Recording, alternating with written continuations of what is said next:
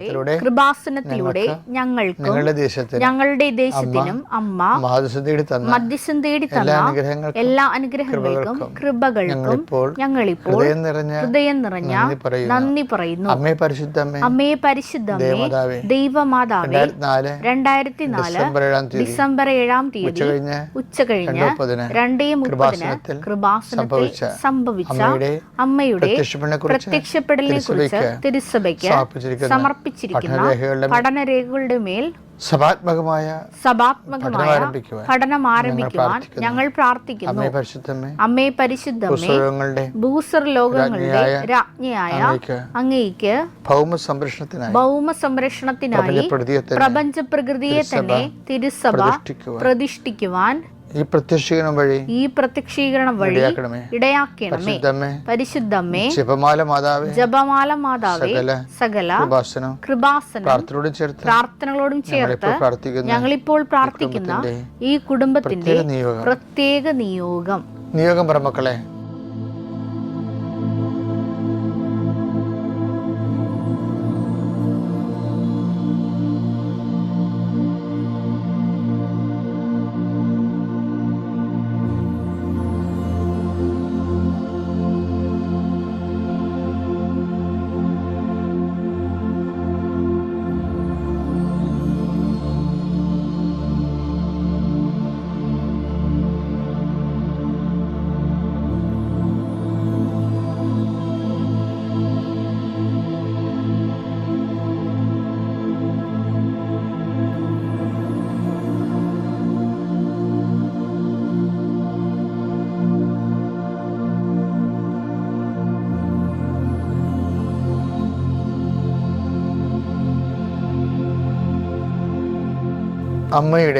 അമ്മയുടെ പ്രത്യക്ഷീകരണത്തിന്റെ ഈ അനുഗ്രഹവേളയിൽ ഞങ്ങൾക്ക് സാധിച്ചു തരുവാൻ കനിയണമേ.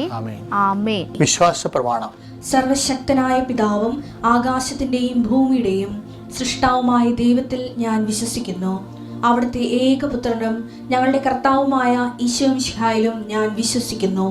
ഈ പുത്രൻ പരിശുദ്ധാത്മാവിനാൽ ഗർഭസ്ഥനായി കന്യകാമറിയത്തിൽ നിന്ന് പിറന്ന് പൊന്തിയോസ് പീലാത്തോസിന്റെ കാലത്ത് പീഡകൾ സഹിച്ച് കുരിശിൽ തറയ്ക്കപ്പെട്ട് മരിച്ച് അടക്കപ്പെട്ട് പാതാളങ്ങളിൽ ഇറങ്ങി മരിച്ചവരുടെ ഇടയിൽ നിന്ന് 3-ാം നാൾ ഉയർത്ത് സ്വർഗത്തിലേക്ക് എഴുന്നള്ളി സർവശക്തിയുള്ള പിതാവായ ദൈവത്തിന്റെ വലതുഭാഗത്തിരിക്കുന്നു. അവിടെ നിന്ന് ജീവിക്കുന്നവരെയും മരിച്ചവരെയും വിധിക്കുവാൻ വരുമെന്നും ഞാൻ വിശ്വസിക്കുന്നു. പരിശുദ്ധാത്മാവിലും ഞാൻ വിശ്വസിക്കുന്നു. വിശുദ്ധ കത്തോലിക്കാ സഭയിലും പുണ്യവാന്മാരുടെ ഐക്യത്തിലും പാപങ്ങളുടെ മോചനത്തിലും ശരീരത്തിന്റെ ഉയർപ്പിലും നിത്യമായ ജീവിതത്തിലും ഞാൻ വിശ്വസിക്കുന്നു. ആമേൻ. സുഖസ്ഥനായ ഞങ്ങളുടെ പിതാവേ, അങ്ങയുടെ നാമം പൂജിതമാകണമേ. അങ്ങയുടെ രാജ്യം വരണമേ. അങ്ങയുടെ തിരുമനസ് സ്വർഗത്തിലെ പോലെ ഭൂമിയിലും ആകണമേ. അന്നു വേണ്ടുന്ന ആഹാരം ഇന്ന് ഞങ്ങൾക്ക് തരണമേ. ഞങ്ങളോട് തെറ്റ് ചെയ്യുന്നവരോട് ഞങ്ങൾ ക്ഷമിക്കുന്നത് പോലെ ഞങ്ങളുടെ തെറ്റുകൾ ഞങ്ങളോടും ക്ഷമിക്കണമേ. ഞങ്ങളെ പ്രലോഭനത്തിൽ ഉൾപ്പെടുത്തരുതേ, തിന്മയിൽ ഞങ്ങൾ രക്ഷിക്കണമേ. ആമേൻ. നന്മ നിറഞ്ഞ മറിയമേ, സ്വസ്തി. കർത്താവ് അങ്ങയുടെ കൂടെ സ്ത്രീകളിൽ അങ്ങ് അനുഗ്രഹിക്കപ്പെട്ടവളാകുന്നു. അങ്ങയുടെ ഉദരത്തിൻ ഫലമായി ഈശോ അനുഗ്രഹിക്കപ്പെട്ടവനാകുന്നു. പരിശുദ്ധ മറിയമേ, തമ്പുരാന്റെ അമ്മേ, പാപികളായ ഞങ്ങൾക്ക് വേണ്ടി ഇപ്പോഴും ഞങ്ങളുടെ മരണസമയത്തും തമ്പുരാനോട് അപേക്ഷിക്കണമേ. ആമേൻ.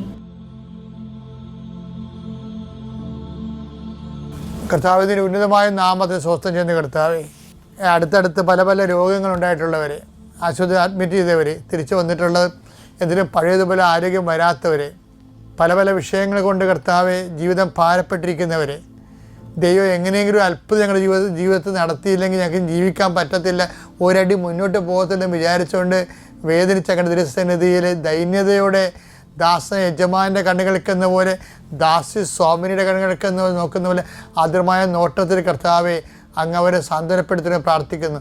എൻ്റെ കർത്താവിൻ്റെ ഉന്നതമായ നാമത്തിൽ സഭയുടെ അധികാരത്തിൽ കുരിശടയാളത്തിൽ ദൈവശക്തിയ നീ എന്തിനു വേണ്ടി പരിശ്രമിക്കുന്നുവോ, നീ എന്തിനു വേണ്ടി ലക്ഷ്യം വെച്ചുകൊണ്ട് പരിശ്രമിക്കുന്നുവോ അത് നേടിയെടുക്കുന്നതിന് നിന്റെ കഴിവുകളോ നിനക്കതിനുള്ള ത്രാണികളും ഇല്ലെങ്കിൽ കർത്താവ് തന്നെ നിൻ്റെ കൂടെ വരികയും ശക്തിപ്പെടുത്തുകയും സാന്ത്വനപ്പെടുത്തുകയും ചെയ്യുക. കർത്താവ് ജോഷുവോട് പറഞ്ഞ പോലെ ശക്തനും ധീരനുമായിരിക്കുന്ന ആലോചിച്ചതുപോലെ കർത്താവെ അങ്ങയുടെ മക്കളോട് നിൻ്റെ നാമത്തിൽ ഞാൻ പറയുന്നു, ശക്തനും ധീരനുമായിരിക്കുക, ശക്തയും ധീരയുമായിരിക്കുക. കർത്താവ് നിന്നെ ആശീർവദിക്കുന്നു. നീ അനുഭവം നിങ്ങൾ ഇന്ന് കാണുന്ന ഈജിപ്തുകാരെ നാളെ നിങ്ങൾ കാണത്തില്ലെന്ന് അരുളി ചെയ്തപോലെ നിങ്ങൾ ഇന്ന് കാണുന്ന പ്രതിസന്ധി നാളെ നിങ്ങളുടെ മുമ്പിൽ ഉണ്ടാകത്തില്ല എന്ന് കർത്താവ് അരുളി ചെയ്യുന്നു. ആ വാക്കിൽ വിശ്വസിച്ചുകൊണ്ട് ദൈവത്തെ സന്നിധിയിൽ കരുത്ത് പ്രാപിക്കുക. നിത്യം പിതാമ്പുത്രനും പരിശുദ്ധാത്മാവായ സർവ്വേശ്വരായി നീക്കുവാമേ. നമ്മൾ ഇന്നലെ കണ്ടത് എൻ്റെ വേറൊരു ഭാഗമാണ് ഇന്ന് കാണുന്നത്. ദൈവസംരക്ഷണം തന്നെയാണ് വിഷയം. ദൈവസംരക്ഷണം എന്ന് പറയുമ്പോൾ ദൈവത്തെ അംഗീകരിച്ചു എല്ലാ തലങ്ങളിലും, നമ്മുടെ എല്ലാ വിജയങ്ങളിലും പരാജയങ്ങളിലും നമ്മൾ ദൈവത്തെ അംഗീകരിക്കണം. അല്ലാതെ വിജയം വരുമ്പോൾ മാത്രം, സന്തോഷം വരുമ്പോൾ മാത്രമല്ല, അല്ലാത്ത മേഖലകളിലും എനിക്ക് പലപ്പോഴും തോന്നിയിട്ടുള്ളത്, നമുക്ക് നെഗറ്റീവ് ലൈഫിൽ സംഭവിക്കുന്ന സമയത്താണ് നമ്മൾ കുറച്ച് കൂടുതൽ സ്വസ്ഥം പറയേണ്ടത് തോന്നണം. കർത്താവ് നമുക്ക് അവശേഷിപ്പിച്ച് പോയ ഒരു സംഭവമാണ്. അതായത് യൂദാസ് ഒറ്റിക്കൊടുക്കാനായിട്ട് അന്ത്യത്താഴ മേശയിൽ നിന്ന് പുറത്തേക്ക് പോയി. ഇനി അടുത്ത ഘട്ടം ഒരു മണിക്കൂറിനുള്ളിൽ അവൻ ഒലിവ് തോട്ടത്തിൽ എത്തണ മുമ്പ് കുറേ കാര്യങ്ങൾ സംഭവിക്കും. അവൻ അറസ്റ്റ് ചെയ്യപ്പെട്ട് കഴിഞ്ഞാൽ പിന്നെ സംഭവിക്കണത് പത്രോസും, എനിക്ക് പത്രോസ് തള്ളിപ്പറഞ്ഞതിനേക്കാൾ എനിക്ക് എപ്പോഴും സങ്കടവും ദേഷ്യവും വരണത് മർക്കോസ് ഓടിക്കളഞ്ഞതാണ്. എനിക്ക് പത്രോസിനോട് ഒരിക്കലും പെട്ടെന്ന് കൂടാൻ പറ്റും, മനസ്സുകൊണ്ട് എനിക്ക് മർക്കോസിനോട് കൂടാൻ പറ്റത്തില്ല. അങ്ങനെ സുവിശേഷം എഴുതാൻ പാടില്ലായിരുന്നെന്ന് ചിന്തിക്കുന്ന ഒരാളാണ് ഞാൻ. കാര്യം അദ്ദേഹത്തിൻ്റെ അനുതാപത്തെക്കുറിച്ച് ഒരിക്കലും ബൈബിളിലില്ല. അദ്ദേഹം കുരിശിൻ്റെ ചുവട്ടിൽ നിന്ന് ഓടിക്കളഞ്ഞൊരു മനുഷ്യനാണ്. കർത്താവിൻ്റെ ഗെത്സെമനിൽ നിന്ന് ഓടിക്കളഞ്ഞൊരു മനുഷ്യനാണ്. അങ്ങേരും സുവിശേഷം എഴുതിയിട്ടുണ്ട്. എന്ന് വെച്ചാൽ ഇങ്ങനെയുള്ളവരെയും കർത്താവിൻ്റെ ഒരു ഉന്നതമായ മാനസികാവസ്ഥയാണ്. ഇങ്ങനെയുള്ളവരെയും കർത്താവ് ചേർത്ത് നിർത്തുന്ന ഒരു കാലത്ത് തന്നെ ഇട്ടച്ച് ഓടിക്കളഞ്ഞ ആളെ തന്നെയാണ് സുവിശേഷം എഴുതാൻ വേണ്ടി കർത്താവ് ചേർത്ത് നിർത്തുന്നത്. അത് കർത്താവിൻ്റെ ഒരു വല്ലാത്ത ഒരു ദൈവികമായ ഒരു മനസ്സാണ്. നിങ്ങൾ ദൈവത്തെ വളരാൻ ഉദ്ദേശിക്കുന്നുണ്ടെങ്കിൽ ക്രിസ്തുവിൽ വളരാനാണ് എപ്പോഴും ദൈവത്തെ വളരേണ്ട മാനദണ്ഡം എന്ന് പറയുന്നത്. ക്രിസ്തു വളരാൻ അപ്പം അവരെയും കൂടി ഉൾക്കൊണ്ടാണ് പോണത്. പക്ഷേ ഈ സമയത്ത് ഈശോ ഞെട്ടിപ്പിക്കുന്ന സംഭവം ചെയ്യും. ഈ ഇട്ടച്ച് ഓടിക്കളയണ ശിഷ്യനും ഒറ്റുകൊടുക്കാൻ പോകുന്ന ശിഷ്യനും ഇടക്ക് നിന്നുകൊണ്ട് ഈശോ ഒരു കാര്യം ചെയ്യും. എന്താണ്? അവൻ എഴുന്നേറ്റ് നിന്നൊരു വല്ലാത്തൊരു സ്വസ്ത്രഗീതം പാടും. എനിക്ക് എപ്പോഴും ആവേശം കൊള്ളിക്കുന്ന സംഭവമാണത്. അത് വായിച്ചത് മത്തായി 26:30. സ്തോത്രഗീതം ആലപിച്ച ശേഷം അവർ ഒലിവ് മലയിലേക്ക്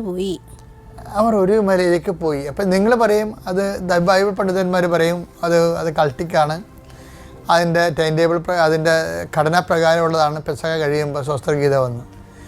പക്ഷേ നല്ല ടെൻഷൻ പിടിക്കണ ആ സമയത്ത് ആ സ്വസ്ത്രഗീതം പാടിയില്ലെങ്കിലും ചിലപ്പോൾ ആൾക്കാർ എന്നിട്ട് പോയെന്ന് വരും. അപ്പോൾ എത്ര ടെൻഷനാണെങ്കിലും ഇനി വരാൻ പോകുന്ന മണിക്കൂറുകളൊക്കെ എരുതിയിൽ നിന്ന് മറച്ചട്ടിലോട്ട് പോണതാണെങ്കിലും കർത്താവ് സ്വസ്ത്രഗീതം പാടും. ഒരിക്കലും നമുക്ക് ഒരു ക്രിസ്തുവിൻ്റെ മുമ്പിൽ ഒരു ജന്മം മുട്ടേ നിന്നാലും ക്രിസ്തുവിനെ പഠിക്കണമെങ്കിൽ പരമപിതാവിൻ്റെ പ്രത്യേക പാസ്വേഡ് വേണ്ടി വരും. അത്രയും എളിമപ്പെടണം നമ്മൾ. കാര്യം എല്ലാത്തിനും പരിഹാരമുണ്ട് എന്ന് മനസ്സിലാകുന്നതുകൊണ്ടാണ് അവനപ്പോഴും ഈ ആവൽഘട്ടത്തിലും സ്വസ്ത്രഗീതം പാടുന്നത്.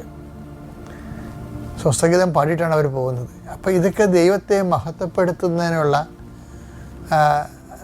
ഒരു നമ്മുടെ ക്രിസ്തീയ ആധ്യാത്മികതയുടെ ഒരു അടയാളപ്പെടുത്തപ്പെട്ടിട്ടുള്ള ഒരു അടിസ്ഥാന തത്വമാണ്. അപ്പോൾ നമുക്ക് മുമ്പിൽ എന്തെങ്കിലും ഒരു സങ്കടകരമായ ഒരവസ്ഥ, ഒരാൾ നമ്മളെ ഒറ്റപ്പെടുത്തി അല്ലെങ്കിൽ നമ്മൾ പ്രതീക്ഷിച്ച പോലെ തന്നെ ഘടകവിരുദ്ധമായിട്ട് എന്തെങ്കിലും ജീവിതത്തിൽ സംഭവിച്ചു എന്ന് പറയുമ്പോൾ സുവിശേഷം പറയണത് അത് സ്വസ്ഥഗീതത്തിനുള്ള സമയമാണെന്നാണ്. മനസ്സിലായ? അല്ല ആരെ തെറി വിളിക്കാനുള്ള, അല്ലാതെ ഞങ്ങളെ വിളിച്ചും പൂക്കും അവനെ അറിയാൻ വെച്ചിട്ടുണ്ട്. ദൈവത്തെ അറിയാൻ പാടില്ലാത്ത മനുഷ്യനെ എന്തെങ്കിലുമൊക്കെ വിളിച്ച് പറയാം.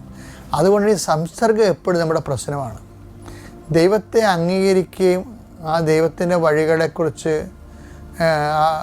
ബോധ്യമില്ലാത്ത ആൾക്കാരുടെ കൂടെ നമ്മൾ കൂടി സഞ്ചരിച്ചാൽ, ഞാൻ കഴിഞ്ഞ ആഴ്ചയിൽ പറഞ്ഞ പ്രസരണ നഷ്ടം ഉണ്ടാകും. ഇനി പ്രസരണ നഷ്ടം ഉണ്ടാകാതിരിക്കാൻ വേണ്ടി ഇപ്പം ചിലരൊക്കെ വന്ന് സംസാരിക്കുമ്പോൾ, ഇപ്പോൾ ഞാൻ ഒത്തിരി പല പ്രവർത്തനങ്ങളിലൊക്കെ പോയിരിക്കണം. കാരണം പലതരത്തിലുള്ള ആൾക്കാരൊക്കെ വരും. ഞാൻ മിക്കവാറും മിണ്ടത്തില്ല. എന്താ കാര്യം? അവർ പറയുന്നത് സുവിശേഷ വിഹിതമല്ലെന്നും അതുപോലെ തന്നെ ക്രിസ്തുവിൻ്റെ ചൈതന്യത്തിൻ്റെ ധാരയിലല്ലെന്നൊക്കെ നമുക്കറിയാം. അതുകൊണ്ട് നമ്മളെന്ത് ചെയ്യും? നമ്മളെ മൂളിക്കേട്ടുകൊണ്ട് അതിനെ സപ്പോർട്ട് ചെയ്യത്തില്ല, മിണ്ടത്തില്ല, അല്ലെ മാറി നിൽക്കാൻ അങ്ങോട്ട്. അപ്പോൾ എന്ന് വെച്ചാൽ നമ്മൾ ഈ വിഷയത്തിൽ നമ്മുടെ ചൈതന്യം കെട്ടുപോകാതിരിക്കാൻ വേണ്ടി നമ്മളെ പ്രത്യേകം ശ്രദ്ധിക്കുക. അത് ഈ ആധ്യാത്മികത എന്ന് പറയണത് നമ്മളെ ശ്രദ്ധിച്ചാലേ നിലനിൽക്കത്തുള്ളൂ. അതാണ് ഈ വേലി കെട്ടണം എന്നൊക്കെ പറയത്തില്ലേ.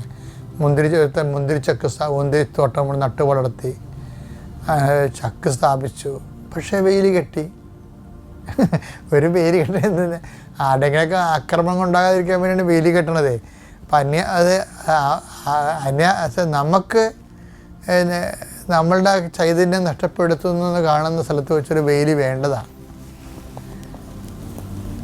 നമുക്ക് ദൈവത്തെയും കാണാവുന്ന ഒരു വേലി അപ്പോൾ നമ്മൾ സംരക്ഷിക്കുന്നുവെന്ന് മനസ്സിലാക്കിയ ദൈവം നമ്മളെ ആത്മാർത്ഥത മനസ്സിലാക്കിക്കൊണ്ട് ദൈവം നമ്മളെ സഹായിക്കും. ഞാൻ പറഞ്ഞ മനസ്സിലായില്ലേ? സ്വസ്ത്രഗീതം സഹനത്തിൻ്റെ സങ്കടത്തിൻ്റെ സമയത്ത് സ്വസ്ത്രഗീതം ആലപിക്കാൻ നീ പഠിച്ചാൽ നീ ക്രിസ്ത്യാനിയായി.